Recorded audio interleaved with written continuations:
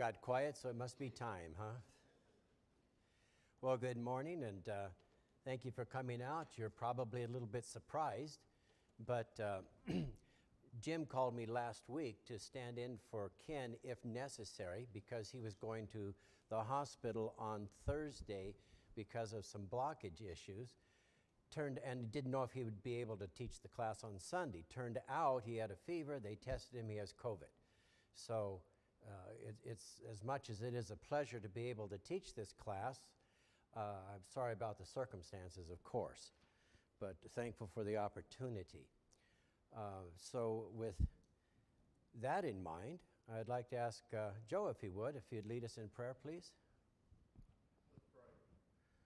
Heavenly Father, thank you for the beautiful Lord today you've given us the health and opportunity that we have to be here this morning.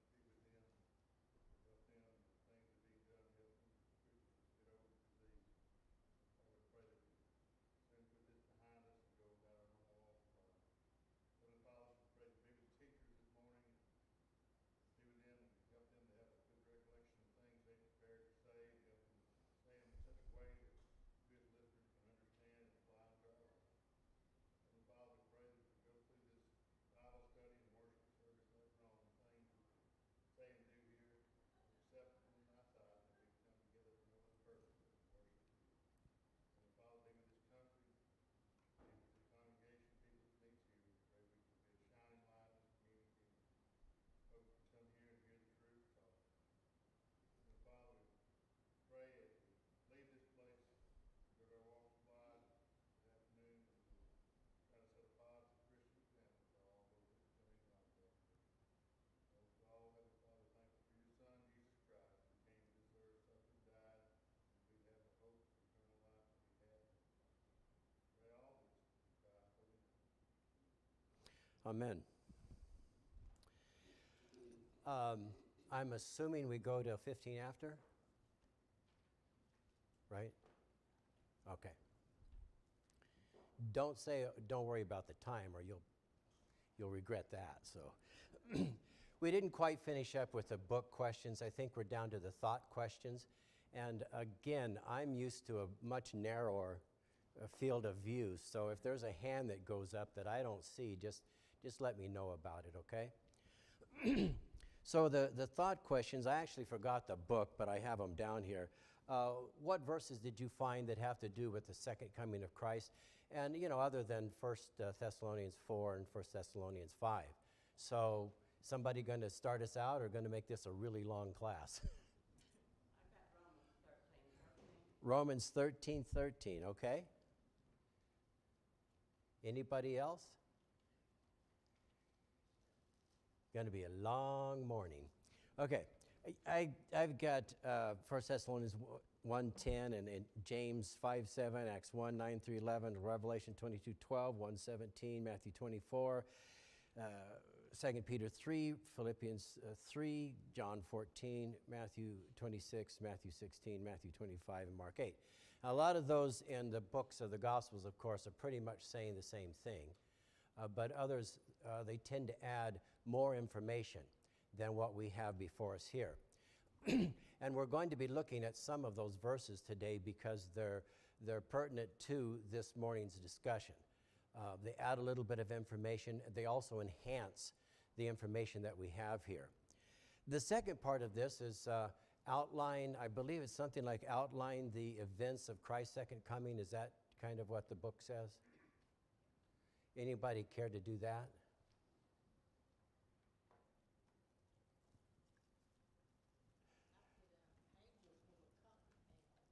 Okay. So that's an element of it that hasn't been discussed, but it's going to be in chapter 5. Anybody else have a different outline or a different sequence or additional information about this sequence? So he's going to come with angels, correct? I think that Jim may have a different view on this. I believe that he's also going to appear with the resurrected saints. I'm not sure if he agrees with that or not. And then there's going to be the shout, like a command of authority. And there's going to be the trumpet blast. And there's going to be the voice of the archangel. And then, of course, those who remain in our life will then ascend up. And there we shall forever be together with him there. By the way, I did a study once. I was just curious if I could find out where heaven was. If there was any information in the Bible about where heaven was. And kind of what I found out is that heaven isn't here. That's about it. So when he says that we're going to ascend and meet him in the air, that's pretty much, it's not here. And so all of the premillennial doctrines that we have of Christ coming back, setting foot on the earth, the whole setting up the kingdom, that's baseless, actually. Any other comments on the thought questions? All right. I got to forewarn you. My style of teaching is it depends heavily on questions. Not the book questions, but questions from the text that lead us a little bit deeper. So we just kind of an anticipatory set there. All right, chapter 5, verse 1. In fact, the heading of this section is the day of the Lord. Now as to the times and the epochs, and a lot of your versions are going to say to the times and the seasons. And now as to the times and the epochs, brethren, you have no need of anything to be written to you. I'm using the New American Standard, not because I think it's the best, it's just one that I use. So our words are going to be different. Hopefully the meanings are going to be pretty much the same. Every once in a while, New American Standard, I run into a word that really isn't what the writer is saying, but this is okay here. I'm going to open it up to you. Do you have any comments as to why Paul uses as to the times and the epochs, or the times and the seasons? Any notion of why these words sometimes are actually interchangeable? Any idea why he uses those two? With the word times, it's talking about secular time, it's talking about possibly seasons, but it's especially used or particularly used in sequence of events. Have we just studied the sequence of events as to the second coming of Christ? That's probably what this word is referring to. Now, concerning the sequence of events, and at the thought question we just ended up with, that's what we kind of did, is we sequenced the events. Now, when it says seasons or epochs, it's a little bit different idea here. It can mean opportunity, but it also can mean things coming to a head. If I had to say what Paul meant when he said, now concerning the times and the seasons, or the times and the epochs, I would say, now concerning the sequence of events and the date of the event, I have no need to write to you. My understanding of these two words is that that's kind of what he's saying here. So then we have another question. Why doesn't he need to write to them concerning the sequence of events and the date of this event? Why not? Concerning the date, is Paul going to tell us the date when the Lord says nobody knows the date? Not even the Christ. It's the Father that knows the date. So you're right. He has no need to write to us concerning the date because he doesn't know. He's not given that information, and he's certainly not going to give it to the Thessalonians here. And he's already told them a sequence of events, so he doesn't need to tell them again. Christ actually kind of started out with that, with some of his texts. And then as we go into Peter and other epistles, we see that we have a pretty clear picture as to the sequence of events. And as Claudia just said, chapter 4, the last few verses there, he's told us the sequence. So he doesn't need to write more about it when we already have been told it. And he certainly isn't going to tell us the date, as was stated, when we're told that we don't know the date. Tony, that's a... As you talk about seasons and events and so forth, ministry as he talked to them and basically said to them, this is just like we do today. When does spring start? Well, according to our old tradition, if the groundhog doesn't see a shadow, etc., there is no exact time that each season starts, but we've got enough sense and have lived long enough on the earth that as we see the trees begin to bud out, as we see the temperatures begin to rise, then we understand that spring is coming just based on our past experience. And he's, to me, telling them that there is no exact certain date set for these things, but here are some of the signs that you're going to see. He said, when you see the fig tree putting on the blooms and so forth, when you see the sky red at night or red in the morning, you are able to read those signs from a worldly standpoint. So I'm giving you some clues here as We do. to basically what you need to be looking for the destruction of Jerusalem particularly, but then on these end times when Christ is coming back, to me, Christ said no one knows. Paul here is saying basically, as he concludes all of chapter 4 and starts in 5, he said, no, it's a time where you just need to be prepared. No one knows exactly the date and the time, but the key to it is it's coming as a thief in the night. We need to be prepared for that time, Right. whenever it is. And we'll hit more heavily on that as we get down into this, but that is true there.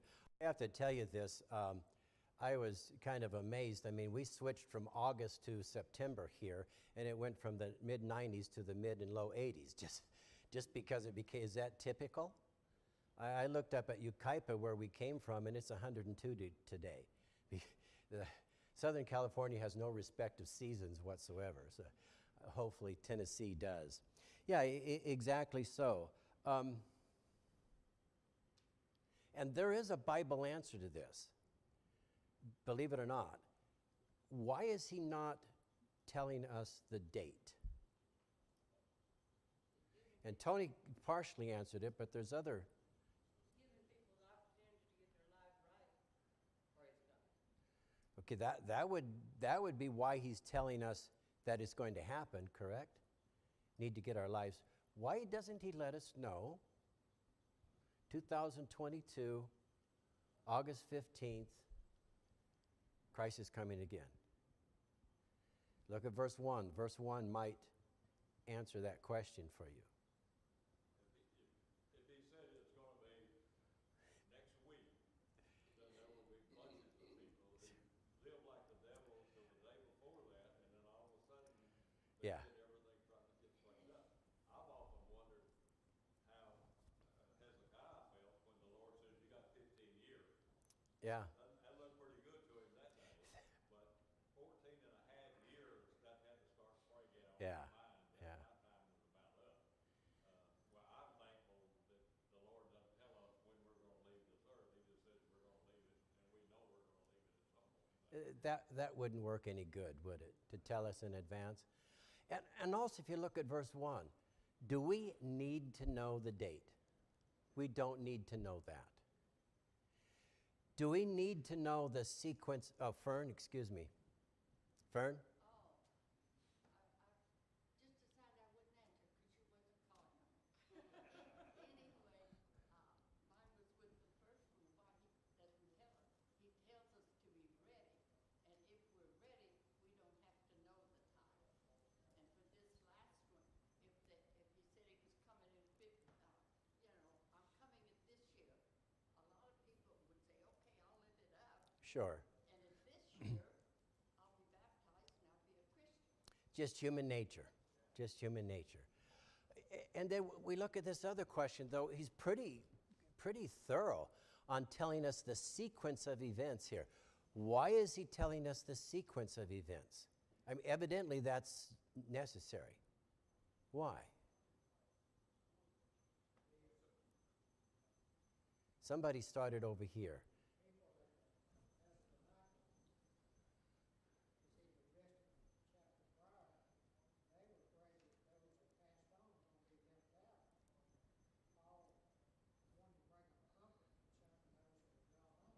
Yeah. Look at the last verse of chapter 4. Therefore, comfort one another with these words. We don't need to know the date of his coming. We do need to know the sequence to assure us that those who have passed on will be included in this resurrection, as well as those. We need that information. It's useful. Brandon? I was going to read 4:18. Yep. That's exactly right. Now, yeah.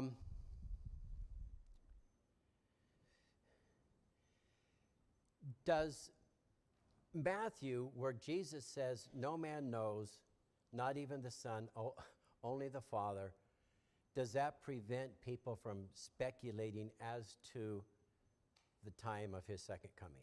Have we had people coming out with dates as to when Christ is going to come again? Since this was first spoken, so they were always doing it. In our lifetime, we've gone through these people, right, that come out with dates. They come out with dates. And it's fascinating because they will come out with these dates. Christ doesn't come again. And do they stand up and say, oh, I'm a false prophet, I was wrong? Or what do they do? They recalculate. Oh, I missed this verse over here. Oh, no, it's 2 years from now. And people take that. And one of the marks of a prophet is that if it doesn't come to pass, he's not speaking on God's behalf. And yet they continually give out these dates. They're wrong, and people, okay, well, yeah, I see you made your calculator wasn't working correctly. So that is amazing.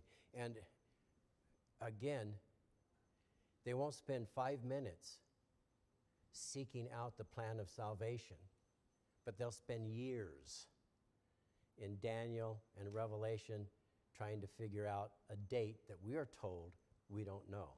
Brandon? A lot of times, at least throughout my life, I'm always hearing about the rapture. Now, as far as I know, that's not even a biblical term. It's not even in the Bible. Is it? No. The word rapture? No. Isn't that a made-up name? Yes. And it's usually associated with a made-up doctrine, too. So, yeah. All right, so what? I'm just going to bring that out because it goes back to, I think people listen to these people that come up with dates just because what we studied earlier in this book, they're ignorant. They're ignorant of God's word. Yeah. And a lot of people, they don't even know the one verse that says that only the Father knows. They don't even have that basic down. Yeah. A lot of people ignore verses they don't want.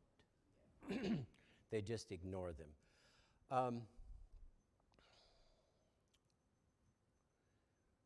Whatever I was about to say is just gone, so I guess it's not worth saying. Yes. I think Paul is helping us understand something. Because a lot of times we start worrying about stuff that's not any answers to, and we start looking for people to answer. We've got a laziness about us. That's the reason why so many people look home and go saying, well, he's coming this day because, well, I can wait till the day before and then I can start getting ready. Yeah. The parable of the wise and foolish virgin shows us that. So what Paul is saying is your responsibility is to set a list of priorities, and the priority is to serve Christ. It- And everything else comes in under that. Right. If you get the first one done right, then all the rest of them will take care of themselves. The date is irrelevant. Yeah, it doesn't matter. And that kind of reminded me of what I was going to say about Brandon's comment. The Athenians, they always wanted to hear something new, right? And the Gnostics believed that they had access to secret knowledge that other people didn't have. And you look at that, these date setters. Oh, there's something new, there's something exciting.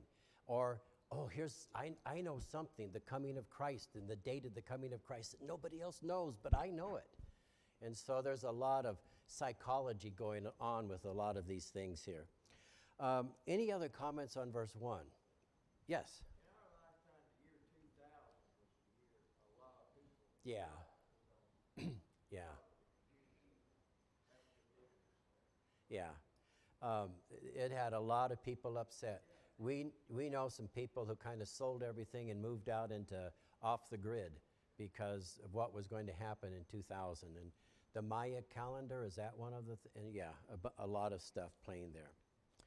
All right, so verse 1, now as to the times and the epochs, brethren, you have no need for anything to be written to you. Verse 2, for you yourselves know full well that the day of the Lord will come like a thief in the night.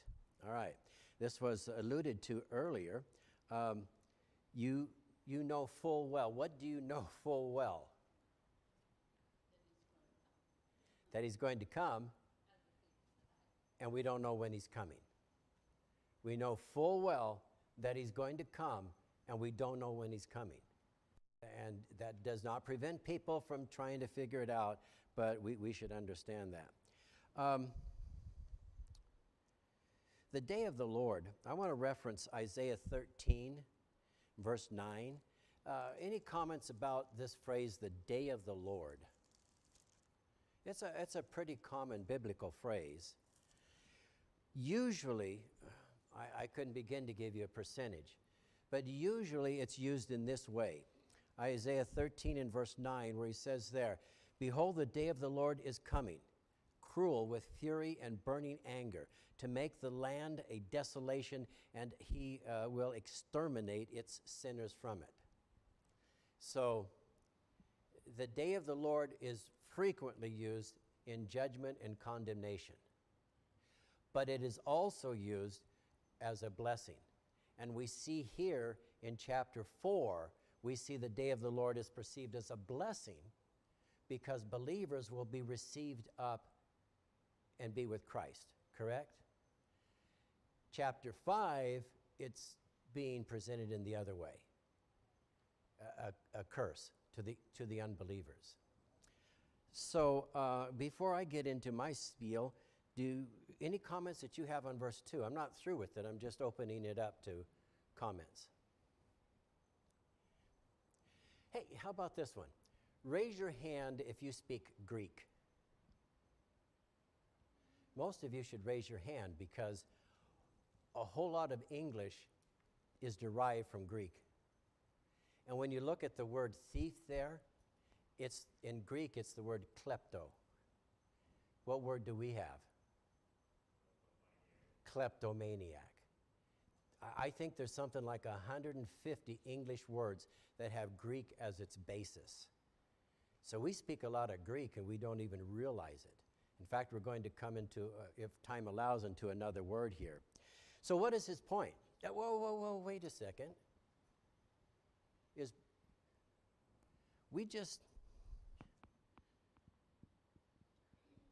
He'll come from the heaven with a shout, with the voice of the archangel, with the trumpet of God. And then he says it's going to come as a thief in the night. Is Paul confused here?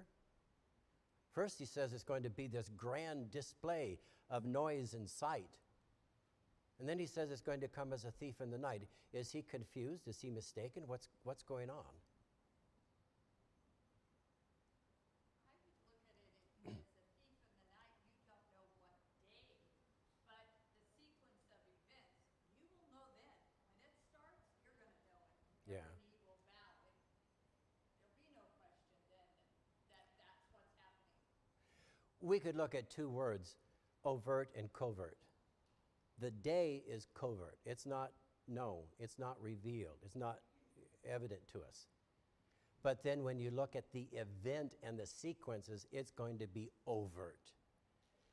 Nobody is going to be mistaken about it. No one is going to be standing there, well, what's that? It's going to be self-evident. So Paul's not confused. He's talking about the date, and then he's talking about the event.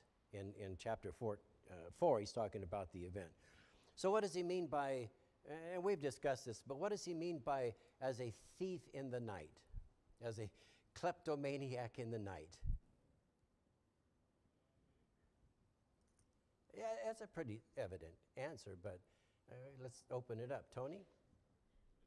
Similar to Christ's description, if the homeowner knew when the thief was going to come, then he would have made preparation and been sitting up waiting on him with a pistol, probably waiting for him to come in.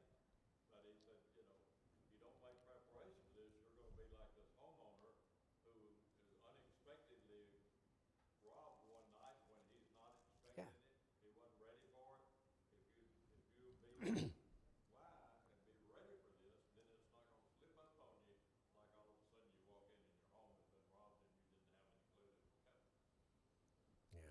Okay, why a thief in the night? Surprise. He doesn't summon his coming. He comes in when it's dark. Do you see as well in the dark? No. Can you be snuck up on in the dark? No. Now, think just in your mind. We don't need to look at them, but all these passages about light, and God is light. This day isn't going to sneak up on us. I mean, the time might, but not in the sense of being unprepared. Because we're not people of the night. We shouldn't be. God is light. And we are children of light.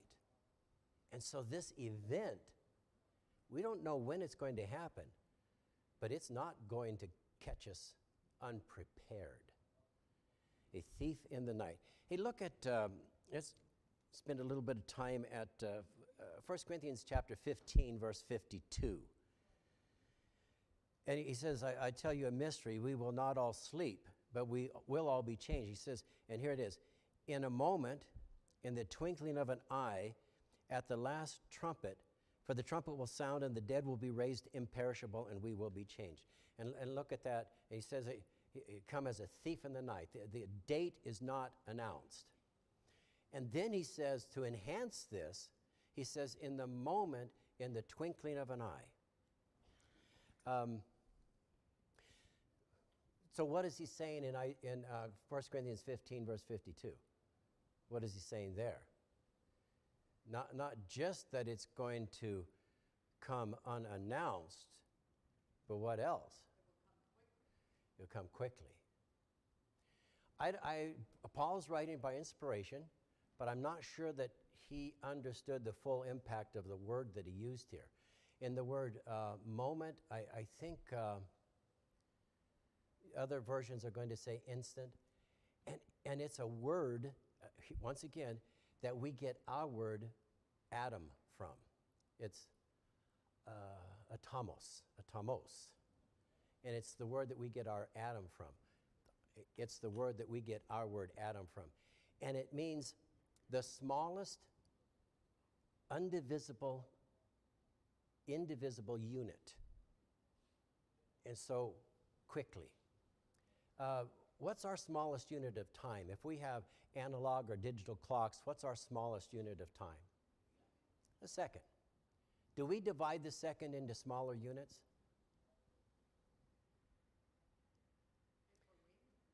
A second can mean like a long time. How about races? Have you seen that guy in the Olympics that has trained for 4 years and he loses by 5/100ths of a second? I would take up knitting after that. But we do tense. In fact, just today, I was watching previews of some baseball, and it said that a baseball runner can cover 3 feet in 1/10 of a second. So we can divide the second into smaller units. Go online and see what scientists are doing as far as dividing the second. It's mind-boggling. So when Paul here says that in an atom of time, and then he says in the twinkling of an eye, it's not just going to come without the date being announced. It's going to happen quickly. So if I'm Catholic, will I have time to go to the confessional at the church building and confess to the priest and get absolution? If I'm a Christian, will I have time to get down on my knees and repent and confess and pray for forgiveness? We need to be prepared. It's going to happen quickly. In an atom of time, in the twinkling of an eye. We kind of need to know that too. Brandon?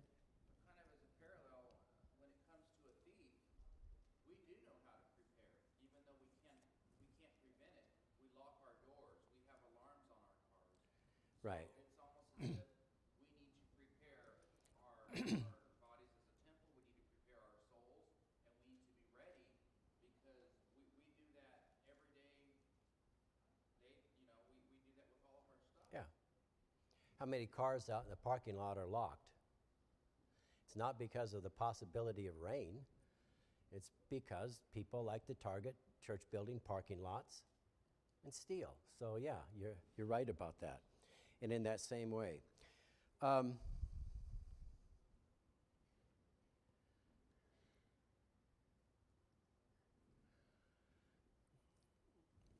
look at verse 2 again. For you yourselves know full well that the day of the Lord will come just like a thief in the night. All right.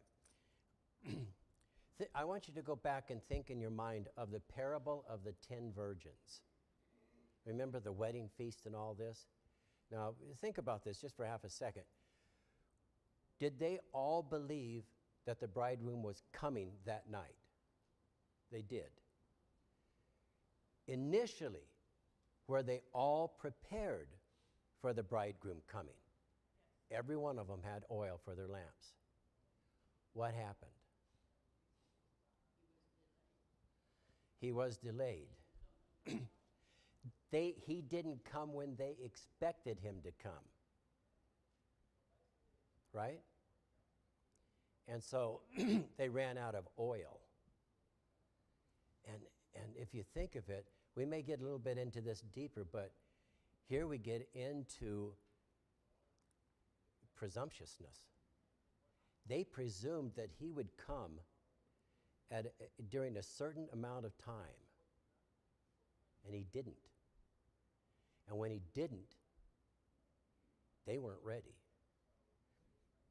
Is that kind of a lesson to you and me as Christians? Do we believe he's coming? Do we make it our business to be prepared? But the question is, are we going to be prepared when he does come? We can talk about procrastination if we want. We can talk about distraction if we want. We can talk about a lot of different things. But the issue is, are we going to be prepared when this happens?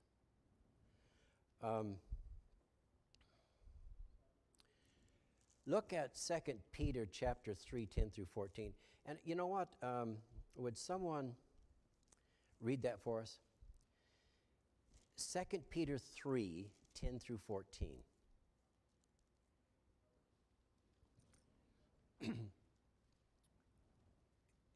If nobody takes me up on it, okay, Claudia.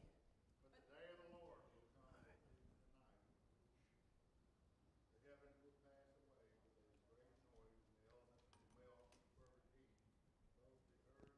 Both the earth and the works that are in it will be burned up. Therefore, since all things will be dissolved, what manner of persons ought you to be in holy conduct and godliness, looking for and hastening the coming of the day of God, because of which the heavens will be dissolved as on fire, and the elements will melt with fervent heat. Nevertheless, we, according to his promise, look for new heavens and a new earth in which righteousness dwells. Therefore, beloved, looking forward to these things, be diligent to be found by him in peace, without spot and blameless. So you see there, this is going to happen quickly. We don't have the date, but we have the sequence, we have the fact, and we are given this information just exactly as is read there, what manner of people we ought to be if we want to be found prepared. And then he also points out that we are looking not for a renewal of this earth. I mean, Peter is so clear about it being, it can't be more thoroughly destroyed than what these verses describe. But we do see here that we're looking for someplace else, not here, and in that place there's righteousness, and so we need to be righteous people. That's how we're prepared. You know, we have these doomsday preppers, and they have an underground bunker, and they have an air filtration system, and they have food and water, probably guns and ammunition and stuff like that. No. Holiness and righteousness, servants of God. That's doomsday preppers. That's Christians who want to be found righteous in that day. He doesn't only use the idea of a thief in the night, but he also uses the idea of, what is the other idea?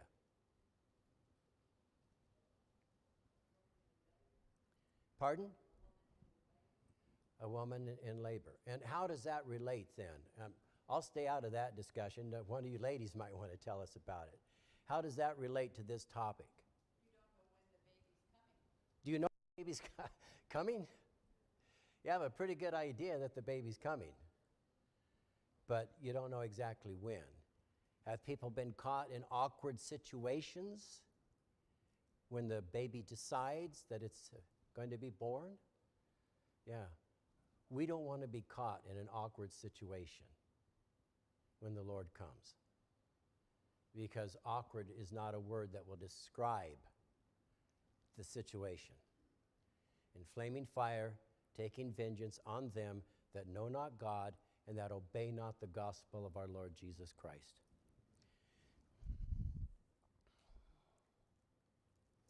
Do you have any other comments or observations about verse 2? 1 or 2? All right. Now, as to the times and epochs, brethren, you have no need of anything to be written to you. For you yourselves know full well that the day of the Lord will come just like a thief in the night. And then verse 3 is where he gets into the woman.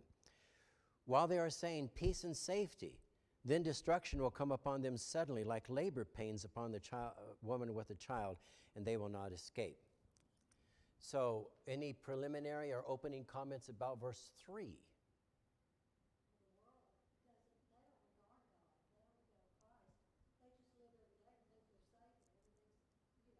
Yeah. In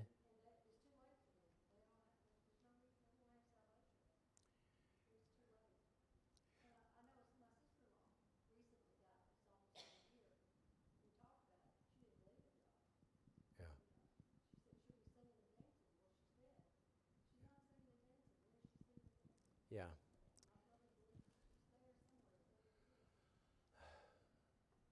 Yeah. I think in psychology it'd be called delusional.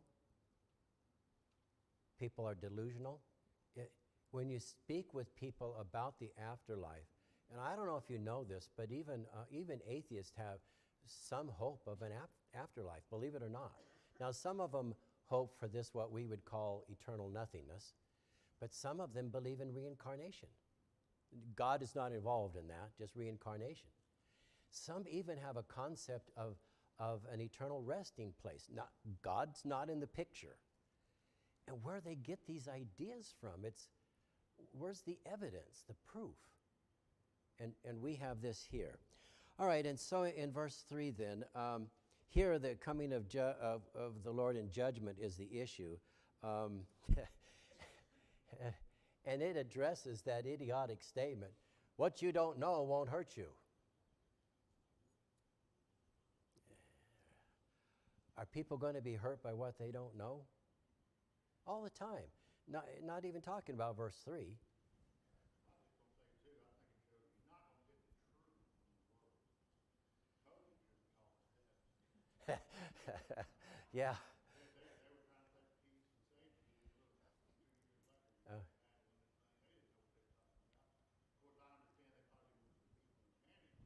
God knows what he's talking about. Right. We better listen to him, The- not the world. This is our only source of truth, right? This is it. I mean, there's other people may speak truth, but this is the truth.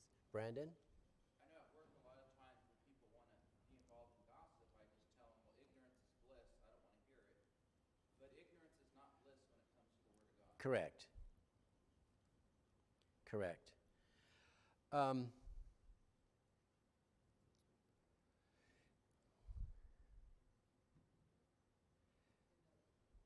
Days to Noah, they were eating, drinking, marriage, and giving in marriage, and just happy-go-lucky till the door on the ark was shut, and it was too late. Yeah.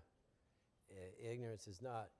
And we even have the passage where it states there that they were saying, the world is going to continue the way it always has continued. And then he makes the comment, they forget about the flood. And so I'm just trying to collect my thoughts here for, let's look at Psalms 19. Psalms 19, and verse 13. And I think when you see that verse, you'll know why I want us to look at it. Psalms 19 and verse 13. Would somebody read that if you have it? And I hope your translation has the word I want. Keep back your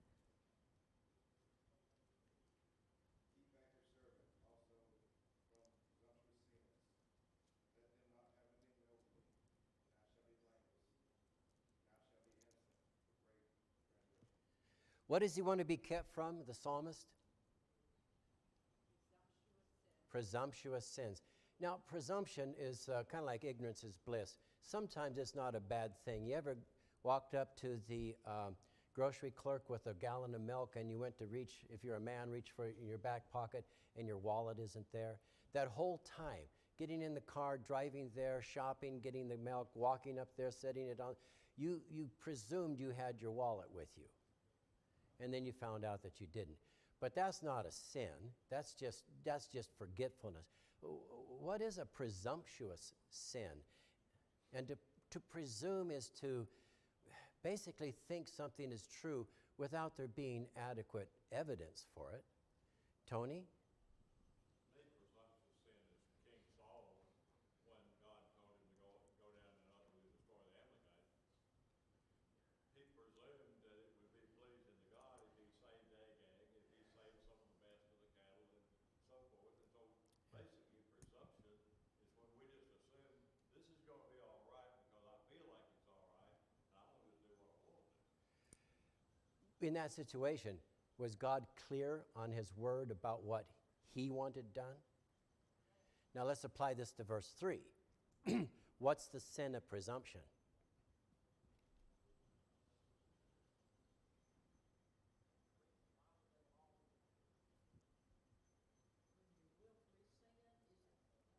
In verse 3, though, what's the sin of presumption? That they're Safe and security. What are they saying there? And while they're saying peace and safety, what's the truth? What's the fact? The day of the Lord is about to descend upon them. Is what they're saying in agreement with the will of God here? Peace and safety? We kind of have that statement, I don't know where this is from, but I'm okay, you're okay, and it's supposed to just, let's all live our lives as we want and so forth and so on. And that's a wonderful idea. As Americans, it appeals to us, the sense of freedom and the sense of the opportunity to pursue our own, but not when it contradicts the will of God. It becomes a presumptuous sin. And this is also the sin of the date setters for the coming of Christ. The date setters are going out there trying to find a date for the coming of Christ when Christ himself said, and then Paul is reiterating that we don't know when it is. But the date setters come along and say, but I can figure it out. That's a presumptuous sin. And to live a life, a worldly, ungodly life, to live a life in sin, to live a life in rebellion against God, trespassing the very principles of God, and to say peace and safety, that's presumptuousness. Anytime we presume to know what God has not told us in these matters, anytime we presume to know something that contradicts Scripture, we're guilty of this presumptuous sin.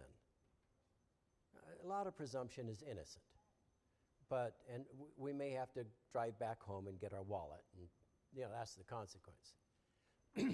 The consequence of presumptuousness against God, assuming to know what he has not told us, it's going to be devastating. And I think this has already been commented on. The mind of the world is always going to miss it. The mind of the world is always going to be off, because these matters are matters of divine revelation, not of human intuition. Is science going to determine when the final date of Christ's coming is? No, they're not. How about philosophy? Is philosophy going to figure out How about human intuition? No man knows the mind of God except the Spirit of God. Presumptuousness says, oh, but I do. I know these things here. Boy, there's so many passages. I'm about to finish here, but so many passages. Look at verse 3 there. And you could get into all of those passages about pride. Pride goes before destruction. Peace and safety, I know that. Yet the judgment of God is about to fall upon them. Pride goes before destruction. I know better than this book. I know more than this book. I know other than this book. It won't end well for that person. Well, I'm going to conclude. Any closing comments about this? All right, and I deeply appreciate your participation, because without that, I would have kind of fallen flat here. So thanks for helping out. All right, I think that's good, right?